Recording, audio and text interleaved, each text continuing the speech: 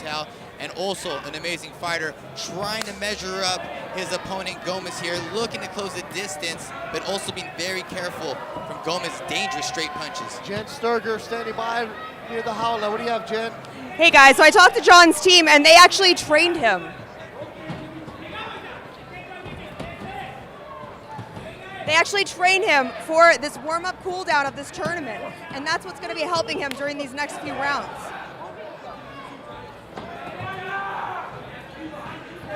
Good action here. It's three-minute rounds. It's the semifinals. No elbows allowed here.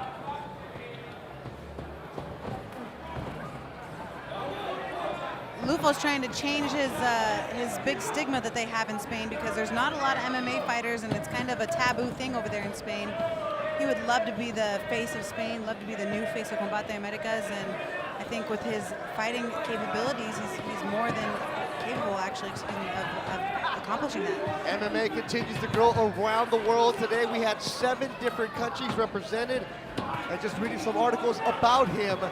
In Spain, it was a blurb. Castaneda is a fighter who's well known in the world. Beautiful double leg by Castaneda, trying to inch his way in the whole time. Gomez looking to land the right hand the all time, but Castaneda looking to get the takedown. Gets the double leg into the half guard and starting to control position here. And I think that with that being said, Gilbert, the biggest thing that you face in other countries is not getting to work with, savvy people that are on the ground. You get some guy that goes over there, says he's a black belt, really a white belt, and teaching you this ground game in jiu-jitsu, but they're not as skilled. They don't get to rep as much with these guys are wrestlers like John Castaneda. His pedigree's been in wrestling his entire life, and so he can double leg this kid at will whenever he wants, and I think that's going to be a big, huge factor here. Absolutely. People don't recognize collegiate wrestling is an American-type sport. Olympic-style wrestling is all takedowns and not groundwork, so Castaneda has that advantage, that collegiate wrestling, which is more of a grappling, groundwork type of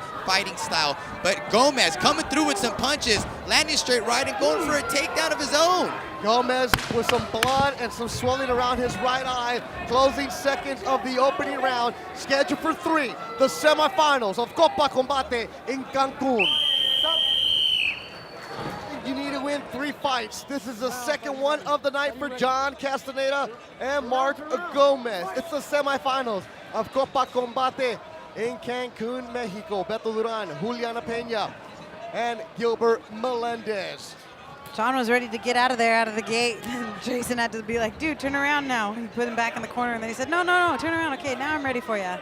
John's ready to go. Yeah, and the bell rang, and Castaneda immediately with the pressure. A lot more pressure than the first round. A barrage of punches immediately to the clinch. The first round is very competitive and close, but I can't really tell you who won. It looks like someone needs to try to run away with it and really sell something to the judges and prove after the winner in these next 2 rounds. You sell me more, John Castaneda, if you got some better head position on the other side of Lufo's face. Absolutely. Sometimes you get your forehead in that temple, but then sometimes you keep your head on the other side to kind of trap your opponent in there. But I agree with Giuliano. You could be more offensive with your head in the temple on the other side. Yeah, it's so uncomfortable when you're looking up at the lights stuck on the cage. We did see Gomez land some heavy shots in his quarterfinal bout.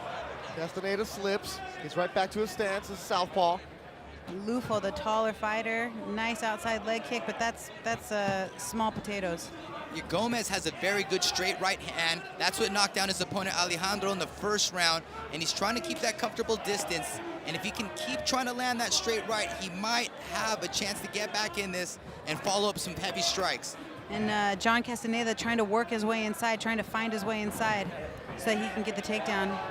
But a nice wide stance by Lufo, defends it well, and they're back into the clinch on the jaula. And great job by Castaneda. I liked his head movement, bobbing and weaving, looking for the punches, right opportunity to blitz in and go for the takedown. And again, we got a small jaula, which increases the action, and that's what Castaneda likes. He put pressure and was able to get his opponent against the cage here.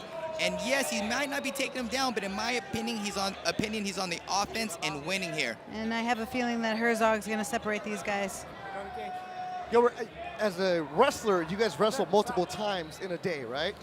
Yeah, very good point. You know, Castaneda is used to tournaments. Sometimes wrestling tournaments, you gotta have 8-9 matches in a weekend, 5 in one day. That's a very good point, Beto. He might be used to this, but I'll tell you what, you're not getting punched in the dome, you're not getting kicked, and you're going to be a little bit more banged up. But yes, that does bring some interesting experience to the table. Because right now, this would be a question of conditioning also, right, Juliana? Yeah, absolutely. Conditioning does play a huge factor in this competition, as well as, like we saw before, luck. Lucky that Ricky missed weight so that Marquine could step in. Second round of action. It's three-minute rounds in the semifinals with no elbows. And this is another round, kind of hard to figure out what the judges are going to see, what they're going to favor. And that third round is going to be huge and pivotal as they're 3 minutes away. Going for a single leg, but nice wide stance by Lufo. And that'll do it for 2. Gomez sat down as soon as he could. Third and final round. Yeah, that kind of plays a part in someone's head too. You know, when your opponent's, sitting there on the bench sucking gas and or sucking Wheaties, excuse me, and you're sitting there standing up tall. I've won fights like that. Absolutely, and then also just shows your mental toughness and you're playing the mental warfare. It all adds up. You got to convince yourself you're ready as well. Castaneda put a lot of time in. He's in great shape. But Gomez firing off some kicks and looking like he's going for a beautiful counter. Drops low, double leg, inside trip, nothing. Has the underhook, pressing him against the cage again, looking to go for the takedown. And Castaneda really needs to grind this out now because he cannot take Lufo down. Castaneda out of Minnesota Martial Arts Academy, head trainer Greg Nelson. So if he had his head on the other side of Lufo's face, he'd maybe be able to drop down to a single, then switch to a double. But he's not being able to do that because his face is on the opposite side, and he's not putting his head position where I would like it. And I agree. I think that would give him more offense, but keeping his head on that side, I think he's more concerned with keeping his opponent trapped against the cage. If he moves his head, it's going to allow him to circle out that direction. But I'd rather risk that and get some offense off and try to get him down. And the offense would be swooping down to that single leg, which is there all day once you have that head position, and then transitioning, get your chain wrestling on, and go into the double. Absolutely. If it doesn't work, then go back to the single, pipe the single. Doesn't work, go back to the double. Absolutely. And Castaneda's showing he has some great chain wrestling. We'd like to see more of it. Go for the big, go big right here. Go for the big lift here. And you can't get a single leg with your head on the outside like that. You have to pick and choose. Get your head on the inside on that single leg if that's what you're trying to do. But he's getting desperate here. And there's a lot at stake for John Castaneda. He was actually negotiating with the UFC, and these guys keep fighting over each other. He was on that series contender. He won, and then we swooped him up right at that time because he didn't get cast after winning fight of the night. So we swooped him back up here where he started, and so this is a big fight. It means a lot for him. And Gomez actually getting some momentum here. Wow. He's defending the takedown, and now it lands a big strike. Was that a slip? Another beautiful knee. 2 good knees from the Spaniard. And Castaneda said that too, that sometimes when he gets hit in the chin, it's because he doesn't have enough liquid in his brain because he had a bad weight cut. So you're wondering, ooh, those two were solid. Is that because, he cut the weight, or maybe it's because it's been a second fight of the night and he's tired and gassed? Yeah, just really going for the takedown now. And Gomez feeling the flow a little bit. He neutralized the takedown. It's time for him to go now. 20 seconds. He really needs to sell it. This is such a close fight. The first couple of rounds were close. Hard to figure out what the judges were looking for. The biggest shot of the night has been landed by the Spaniard, Marc Gomez, with those knees. Will that be enough, or will Castaneda have done enough?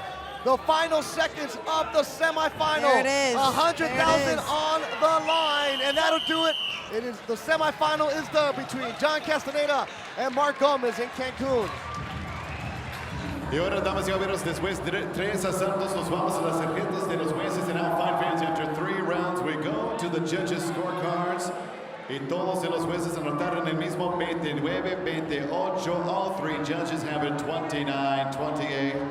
Your winner by unanimous decision, el ganador por decisión unánime, John Sexy Mexi Castaneda.